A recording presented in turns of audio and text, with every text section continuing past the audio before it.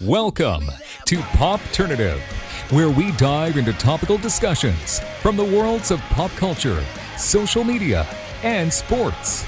Here is your host, Peter Remoliotis, aka PD Beats. Hello and welcome to Popternative. This is the talk show and podcast where we have digital discussions, the worlds of TV, film, news, pop culture, lifestyle, music, everything really, depending on the guest who talk about it all. As always, I'm your host, Peter Remoliotis. On social media, you know me as PD Beats. You'll soon recognize my guest from a show dropping on Netflix on Friday called The One. Zoë Tapper is with us. Zoë, welcome to Popternative. Woo! Hello, thank you for having me. Lovely to be here. Yeah, no, thank you. I'm so excited to do this. I mean, it's one of those things where the show's going to launch on Friday, and it's exciting because the genre of The One, the detective, mystery, crime drama, is a big genre right now. When did you notice how popular that kind of drama for crime has gotten, Zoë? Oh, well, I mean, crime drama has been popular from the dawn of time. But really. there's been an explosion lately, though. But yeah, there has. And I think, I don't know, perhaps it's the times that we're living in. We are living in incredibly strange times, aren't we? We're all watching a lot of television. Yes. And, you know, everything needs to be bigger and brighter and more mysterious than ever to engage us all. So I think that people are just coming up with more and more brilliant storylines. So bring it on. Absolutely. So yeah, the trailer kind of got released for The One. It's coming out Friday. People kind of see this and, you know, it kind of just hits you with everything going on. And it's interesting because a trailer is really important too, because you have to have a balance of like what to put in there. You don't want to give too much away. You don't want to put too little, right? So before we kind of get into the show, what did you think about the trailers and the reaction, the reception from all of that? Yeah, I'm really pleased that I don't have to edit a trailer together because it is really difficult. And, you know, you have to tease people. You have to make them want to kind of tune in. You have to excite them. You have to, you know, there's so much going on. And this is a show which has got lots going on. It's kind of, as you say, part sci-fi, part thriller, part romance. And that's all got to kind of been shown in this little kind of taster that the trailer gives you. And I think it's good. I think it's a really unique premise. And I think the premise alone is enough to intrigue. But with all the rest of it put in as well, I think it's going to be of interest to a lot of people, I hope, anyway. Without going into spoilers, can you give us a little bit more details about the premise and your character in the show as well, Zoë? Yeah, so The One is set a short jump into the future. So we're talking like 5 years into the future. And we find ourselves in a world where they've happened upon a new discovery in science, in that they can take your DNA, a sample of your hair, and through that piece of DNA, they can match you to your one true love, your soulmate. So the kind of two elements of science and love have been pushed together, and, you know, the result is basically a massive explosion. And by the time we join the series, this has happened. These people have all cottoned on to this new form of matching people. And so lots of people have taken it on board, and it's starting to filter through society and change the way people relate to each other and change the way couples find each other. So it is a fascinating premise. Absolutely. You were talking a little bit about the sci-fi, the crime, and everything, and what you're kind of talking about a little bit, Zoe, is something that is very interesting. Like, I'm very interested in, because you see it in TV and film, but you also see it in music, and this is the term called genre bending. We're not kind of limiting ourselves to one kind of genre or like one box anymore. Isn't that interesting from your perspective as a storyteller, that genres are kind of being kind of experimented and thrown away a little bit? It's kind of fascinating to think about. It is really interesting for me. And I think that, again, it's appealing to people who are so, you know, people are intelligent. The audiences are intelligent these days. They're given so much drama. There's so much content. And I think people can cope with it. People want to be excited and challenged. And I think one way to do that is by you know, merging together all of these different genres. And particularly what was interesting for me with this example is that it doesn't feel like it is sci-fi. It's something that it's a fictional science-based premise, but it doesn't feel like it's completely out of the bounds of possibility. Like, it still feels like we're not that far away from that.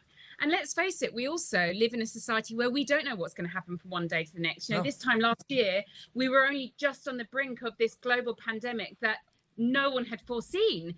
So, you know, why not chuck everything into it, because we're certainly having to deal with that in real life, so let's deal with it on television as well. I think the scary thing about that is I remember that big time because it was around March.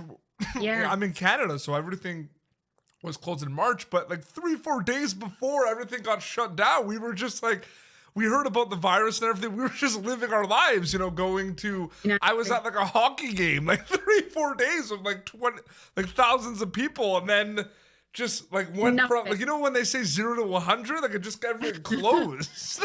It is totally mind-blowing when you look back over what's happened over the course of this year. It's, you can't, you know, and everywhere you go now. I went into town, into the centre of London yesterday for the first time in probably 6 months, and I live in London, so it's not a big deal for me to pop into the centre of town.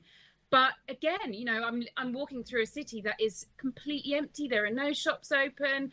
There are hardly anybody around. It's very odd. I mean, you know, I think in the next 5-10 years there'll be loads of dramas based around this time, because it's just it needs to be made sense of. We're all still kind of reeling from it. Absolutely. One thing that I'm seeing, because when we talk about like trends in TV and film, like different things that storyteller, because that's what you guys are. You're a storyteller. That's what you do. Whether you act, whether people write, perform, that's what you do. You storytell. So what I find interesting too is a lot of the shows that I'm kind of enjoying these days, they're in every show, but people are really piecing it together nicely, is dialogue-driven scenes between two characters where there's a lot to say and people are saying certain things, and just from their conversation, you can get so many kind of emotions out of it. You know what I mean? Yeah. You can, and like, I'm a big fan of the horror genre. So the fact that there's like a conversation between two people, that scares you rather than kind of a jump scare or like gore. What do you think about the trends in terms of like the way dialogue is being written in scripts these days? Because it's really hitting hard now. A conversation between two people is like, wow, like I am moved. I think, you know, I take my hat off to so many writers that are writing at the moment, because there's some incredible dialogue. And actually, that's all you need. I think as much as we all love these kind of big, explosive, special effects driven dramas, there's nothing better from my perspective than just incredible dialogue spoken brilliantly by great actors. And, you know, you've only got to look at something like the big hit of Normal People. I don't know if you saw that, but it was, you know, such a huge success, and it was two, at the time, relatively unknown actors, but it was basically just the story of those two connecting. And yet the scripts were just so beautiful that they totally engaged us as an audience, and we were, you know, taken along on a ride with them. And that's what's so, you know, so great about not patronizing audiences by dumbing down in any way. I think that people love to hear beautifully written stories, and I certainly love to speak beautifully written words when I'm acting them, because they just, you know, it's just so much easier and it's just so much more interesting. So yeah, let's hope that continues. It's a golden time for television, I think. Because I feel like it's always been like that, but I talk about the whole like heavy dialogue driven kind of conversations because I watched on Netflix like last year Marriage Story with Scarlett Johansson and Adam Driver, and there's like a huge scene where they're just having an argument and it's just two people talking, and it's just like one of the most heaviest like impacting things I've ever seen. It's actually it's almost quite theatrical, isn't it? Yeah. I mean, it's a bit like, I don't know if you saw Ma Rainey's Black Bottom as well. Yes. Again, you know, beautiful, simple scenes, but with incredible speeches that you'd normally only really see on the stage, and yet they translate so brilliantly to the screen as well. So yeah, I love it. For sure. Learning experiences. There's always going to be different learning experiences, no matter whether you've been working for a long time, for a short amount of time. What were some learning experiences for you working on The One, Zoe? Well, what was very different for me on this particular job was that we filmed with two film crews running at the same time all the time. So whereas you know, normally we'd just have one film crew and you'd do each episode and go through them like that. On this job we had two film crews, so you'd have sometimes in different cities. You'd have one in Wales and one in England, and you'd fly between them or drive between them in a day, filming all 8 episodes concurrently. So it was, you had to absolutely be on your game. You had to know exactly where your character was at any given opportunity. You had to know the character arc as well as the story arc of the whole show. So I think that was really challenging, just from a sort of a physical sense as well, because there was never really any time off. It was a very intense period of filming, but also it meant that we shot everything very quickly as well. So I wonder if that's going to be how lots of shows start being filmed. I think possibly in America they do that more often anyway. I don't know. I find it interesting too, because The One is a show that we're talking about kind of genre bending, and there's a lot of elements of sci-fi and drama and crime in it. And it's interesting because I find a lot of storytellers like yourself, there's some people that want to work in one genre, or like want to be known for working in drama or working in comedy. But then there's a lot of people that want to show their versatility and be able to work in a lot of different genres. For you, what is your kind of go-to genre or project to work in, Zoe?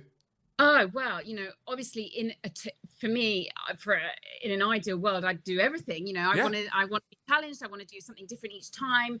And, and I think it's exciting when you do watch television and you see actors that you normally associate with drama or comedy doing the reverse. I think that gives you a bit of a thrill, doesn't it? And but at the same time, I remember, at the beginning of my career, I did loads of period costume drama. I was in my corsets and my hats and my bonnets and my ringlets for such a long period of time, because when you're starting out, you take what you're given and you run with it. And so I remember feeling frustrated by that at the time, because I wanted to try different things. But at the same time, there are actors who would love that opportunity to do that sort of work as well. So, it's always a thrill if you get to mix it up. And I tend to do more dramatic type stuff. I have done in the past, but I'd love to do some comedy as well. I think comedy is so challenging and so difficult, but that would be a brilliant challenge for me. Yeah. The One is launching on Netflix, and Netflix, like a lot of streaming platforms, are available globally. There's content from different countries that are being disseminated and consumed all over the world, which is amazing. When you kind of think of that of a global scale, isn't it crazy that eventually, because they have different release dates, people from many countries are going to be able to see you in The One? What is that? What's that like when I say those words? Yeah, it is a bit mind-blowing, really, because I sort of, especially at the moment where we're all in our little bubbles, you don't have a sense of the greater world at the moment, and we feel so cut off and limited by everything. So actually the thought of it connecting to lots of people in different countries and on the other side of the world is really quite special, actually, and really magical. And that is the power of storytelling. It connects people, and it connects people across the world. So it's a real thrill. Absolutely. Zoe, thank you so much for coming on Popternative. I really enjoyed chatting with you. Thank you so much for having me. It's been fun. So The One is coming on Friday. They're going to be able to see it on Netflix on Friday. Yeah, March 12th. It's coming out. Can't wait. Has it hit you yet that it's coming out? No, I keep saying March 12th, and I'm like, what day even is it? But I think I'll be excited on the day. It's going to be really, really fun. I'm gonna wait with bated breath to see if people watch it. I hope they do. And where can people follow you on social media to keep up to date with everything? I've got an Instagram account called Zoë Tapper Official. Amazing. Well, seriously, congrats with your career so far. All the best for The One, and thank you so much for your time. This was awesome. Oh, it's been a real pleasure. Thanks so much for having me. Take Absolutely. care. Well, this has been Popternative. YouTube.com/Popternative for previous episodes. Be sure to catch Zoë Tapper in The One, which will be on Netflix on Friday. Until next time, this is Zoë Tapper and PD Beats signing off. Thank you for tuning in to Popternative. Make sure to check out our past episodes of Popternative on YouTube. Be sure to like Popternative on Facebook and follow us on Twitter. This has been an Autograph Communications production.